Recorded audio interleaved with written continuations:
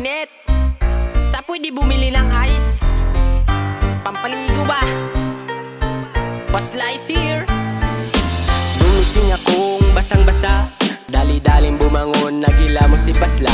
Kasi mainit na pala, ang haring araw ay nagwawala. Parang lumalaban, nagsusuntukan sa loob ng aking tahanan. Di na rin makayanan, ihip ng electric fan. Ako'y parang sinisilaban. Ang init na ito, para nang papunta sa impyerno. Init na ito, ang tutunaw sa mundo na buo.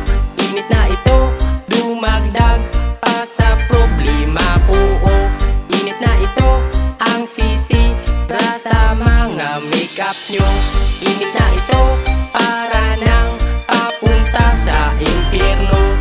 Init na ito, ang tutunaw sa mundo na buo.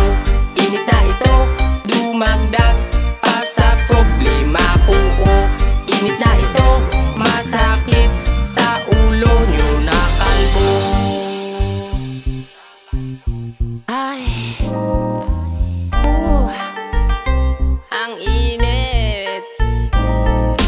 Sa init ng panahon, pwede ka nang magpakulo ng tubig sa bubong. Di ka na gagastos ng uling sa pugon o gagamit ng gatong.